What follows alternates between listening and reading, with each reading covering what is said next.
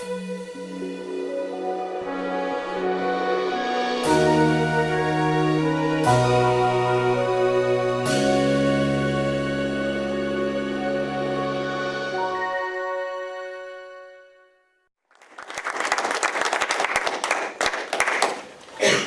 Toastmaster, fellow Toastmasters, and our very special guests. Many people have called the generation that fought World War II the greatest generation. And with good reason. Millions of men and women stepped up to face the horror, the anathema that was Nazism and imperialism in Japan. Today I want to tell you the story of one of those soldiers. I won't tell you who it is. You'll see as we get into it. It'll be a name that you all recognize. He was born in 1920 in New York. Ordinary fellow. He grew up to be a waiter in a restaurant. And like most men of the age of 22, he got married to Mary, his sweetheart. Boom! Then he got drafted. He and a few million other men got drafted, and he went into the Army Air Corps in October of 1942. Went through training and was finally assigned to be a crewman on a B-17.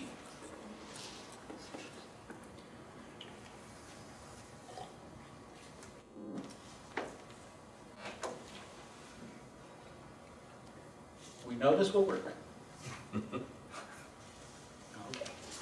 There you go. There we go. He was the left waist gunner on a B-17 Flying Fortress. Now those of you who are not familiar with the Flying Fortress, it truly was a fortress. It had guns everywhere, in the nose, in the tail, on top, underneath, and on either side of the fuselage. And this soldier was in that left side with his machine gun. He was part of the 600th Bomb Squadron, the 398th Bomb Group, 8th Air Force, stationed in England. This is a country place in England, north of London, where the 398th Squadron worked at. On August 6th, 1944, a flight of 35 B-17s headed from England to Brandenburg, Germany. And their path was up on the North Sea and then across into Germany. That was the plan. Sometimes the plans don't always work out.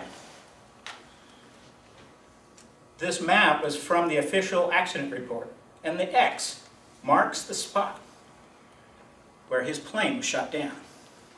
He and his other 8 crew members hit the silk, as they say, and that's the word they used in the official report. They parachuted out. They all got to the ground safely, and of course, were captured. We learned this from the military records, the missing air crew report, that listed, among other things, all the crew, their serial numbers, and a name that you might recognize.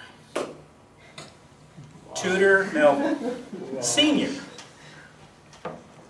He was a crewman on that B-17.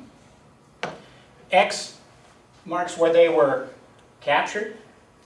Over the next several months, they were moved all over the place. First, they were sent down to central Germany to the Blvd, which was just a phrase they used for the initial camp, where they were interrogated, processed, and then sent way up, almost to the Baltic, where it was very cold in the winter, into Poland.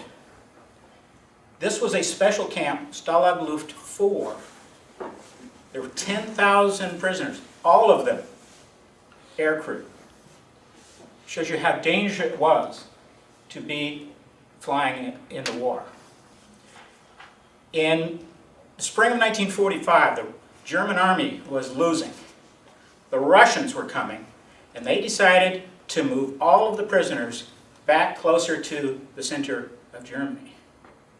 But they had no rail lines, they had no transport. They forced 10,000 prisoners to walk.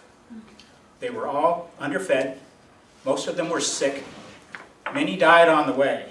This was called the Black March. But you notice he ended up almost where he started. Back home, the news was not good. His wife Mary could read in the papers that her husband was captured. But there was good news. In the spring of 1945, the Allies came in, and it advanced to a point where they could liberate the camp that Tudor was at. He got home. He got home safely, unlike so many of those other brave men and women. He met his wife and got to see his young son, who was born while he was away. Had 5 more kids, including the youngest, our own Tudor Melville. I was getting all choked up back there. I'm sorry. In 1962, the family moved to Tempe. Tudor Sr. died unfortunately at the age of 52. It would have been great to have talked to him, to have met him, to hear these stories.